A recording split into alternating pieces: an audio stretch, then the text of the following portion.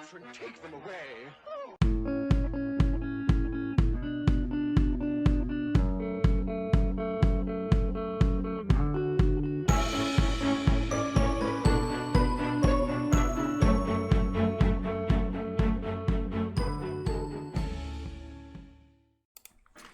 Okay guys, hope you're well. I've literally just gone to market on the Euro Aussie. I'm kind of going to explain why I've gone to market and show you the trade in action. So let me flick the charts on and then I'll talk so you can see it running at the same time. Okay. It's a scalp trade for around 10 pips. Now 10 pips is here. Last point of entry, and I'm ideally wanting to get it to there, which is worth about 74 quid. So give me a sec and we'll explain it. Now, to the guys in the squad, I've just put in this for them. So you can see it's like no trade. It's not a big trade, which is why I'm scalping it. And there is a video backing this up as well, explaining this bit that it's down. It's like a scalping down. It's kind of what's happening now in the trend, which is here. Now the reason that I do this is, let's just call it accountability. It's all well and good saying you can do something. I prefer to tell them what I'm doing before I do it. And then that way it's fair, or at least I think it's fair. Could be wrong, but hey ho. It's kind of just the way that I am. Now the trade itself, if you watch the news announcement that I did this morning, I told you that I'm struggling to find trades today. In fact, I'm really struggling to find trades. All I found today is 50 quid. And again, if I go back into the Discord, and just pull this over. Well, there's a video chart of that. But if we're going to weekly assessment, we pick a single asset each day. I broke that down at 10 to 8 this morning for them, telling them what I was looking for. And again, it's there telling me I'm probably looking to sell this thing today. But in that assessment, I said I'd be waiting for it to push up. So that's what I'll be doing this afternoon when I finish this. And I think that's unfair.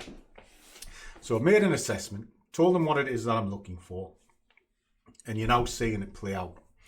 Now, I was queried about 10 pips at the weekend because I talk about 10 pips all the time.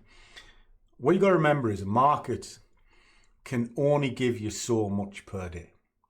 If you're looking for 100 pip swingers per day, it's not happening. And I'll tell you for why. The market's not capable of giving you it. Unless you can absolutely nail a top and bottom, you're not getting 100 pips. Why? This particular market, the Euro Aussie, has an ATR of around about 101. So that means you've got to nail every pip. No. But if you divide it by 3, and then divide that by 3, it'll give you a scalping target, a safe target. And that's kind of what I do. And then you just look to apply yourself each day. And if you're net positive 10 pips, and I'll stress that again, net positive. You could take 10 trades in a day, but as long as you're 10 pips up come the end of that day, it doesn't matter what happened in the middle. Right? And if you have a losing day, well, you have a losing day. It's just one of them things. That comes down to common sense. Why did you take 10 trades to get only 10 pips? Why didn't you identify the one trade that was going to pay you? Well, if you can't understand that, you need to start journaling fully, because that means your win rates are going to be very low. And there has to be a reason why your win rates are low. And it's normally because you're gambling, taking a punt. So what you got to remember is you've just got to have a reason to go into market that is worth it. Now for me, it's around 10 pips. I'll even do 5 pips if I think it's viable, but that's a scalp. I'll be in, I'll be out, I'll be gone. And if the trade starts going a little bit tits up, I'll kill it, you know, because I don't want to get into trouble. Now here we are. We're at a point now where it's at a bounce point and it's struggling somewhat. You can see it on the bounce point that I've drawn in. Levels are key. If you know how to draw these levels, you're laughing. But that there is really struggling, almost to the pip on the level that I pre-marked. So what can I do here? Well, I could kill the trade quite easily, you know. But what I can also do is this. I can pull that down to there and I can go, right, I'm going to take the best part of the trade off. So I've got 50 quid. I can now pull that stop to there and then just see what happens. You know, so my day has now made me 98 quid with a runner. Right? So what I've been doing is I've watched it come into target area. I've took most of the trade off and then just see if this will run down into the next level before it runs out of steam. It's quite viable because that's where all these levels are from. Now, if I pull this out to the hourly, we'll see how this is made up. Strong drive, collapsed, strong drive, failed the top of here, collapsed, came back up, failed to go beyond this. In other words, look at all of this here. It's failed on a key level, smashed down to a key fib level, through another key fib level, held underneath it. So common sense told me it was coming to here. Now, if it gets through here, its next barrier is down there. So that's what we're going to let the runner do. See if it goes to there.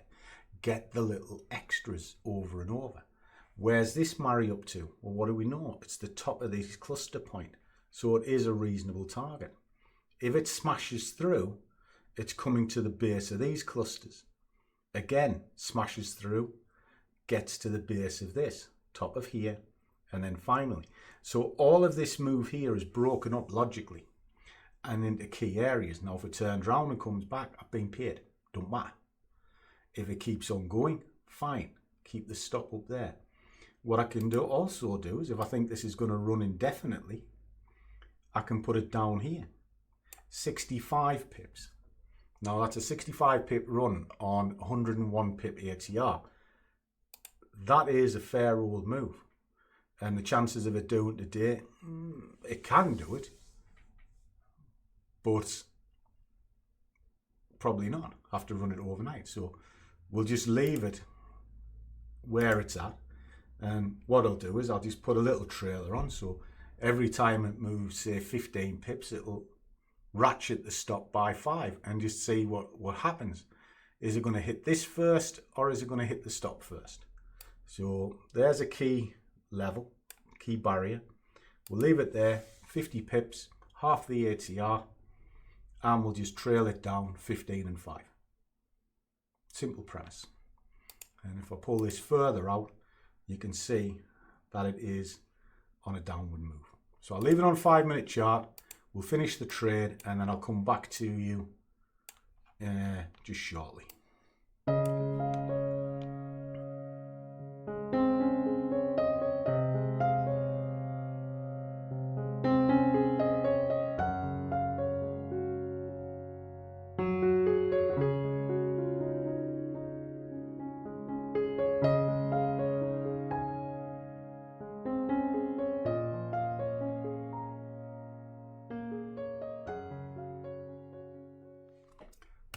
Okay guys, job's done. It's a good exercise in identifying a move, seeing where the level was, getting it into an area of, well, let's just call it target, being happy with that target, take the bulk off, pull a runner in. Now the runner was set in such a way every 15 pips it travelled, it would move 5 to kind of keep the stop out of the noise, but tight enough that you're not going to give all of your profit away. And my plan was to get it, the stop, to this level here relatively as quick as possible, because that was the original full target, and then just see what happens. Well, it came down a little bit further. All right, it's decided to spike off.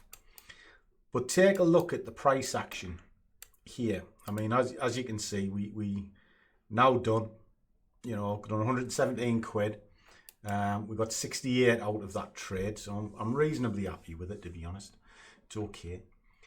But it came down, it stalled in and around that region where we marked, and stopped dead on the other level. Okay. Now, one of the things that I need to kind of work on is think about, well, what about just targeting there in the first place? But what if it doesn't get there? That's one of the issues that I have. And it's one of the inner demons that I fight all the time, because I often look at the market and think, you know something, if I'd held that, that would have been brilliant. But as a day trader, my aim is to get in and get out of the market as quick as possible. I don't want to be holding any trades any longer than I have to. And if I'm beyond 10, 20 pips, that's enough. And then the rest of it is down to the position size. Now, I could go in at 2 lots straight away and think, yay, off we go. But the problem is I've then got nowhere to go. I have to live and die by the decision made at an exact point. If I do that, I've got no room to maneuver. The only thing I can do is add to what is essentially a losing trade at that time. However, if I just put a little bit of the position in and then assume the market's going to go against me, which it often does, you know, 8 times out of 10, that market will retrace on itself. And put your hand on your heart, guys, and tell me in the comments, I'll be interested. How many times does the market not even look back and go straight to target? Not even look back. Not even 5 pips in the last 100 trades. Well, for me, it'd be 8 out of 10. 80 of them. So if that's the case, isn't it common sense to be trading defensively on the back foot? Just something for you to think about. Anyway, the reason why I did that, it's just because I wanted to back up something I said to the guys, and it's also something I wanted to back up that I said in the morning watch this morning, because I couldn't find any trades, not decent trades. I had to wait. So that's what I've done. I've waited today, and that's it. So if you're stuck, very easy found. Answer everybody's messages, whether it comes in on WhatsApp, email, doesn't really matter. But you find all those contact details down in the comments. And if you want some links, the brokers that I use, whether it's the web trader that you see me trade a lot, or my MT5, which is through BlackBull, has excellent leverage if that's what you're after. And of course, you've got the 5% as prop fund that you see me trade regular as well. So as always, trade well, keep your risk managed, but above all, do what you love, and the money will follow. See you all in the next one.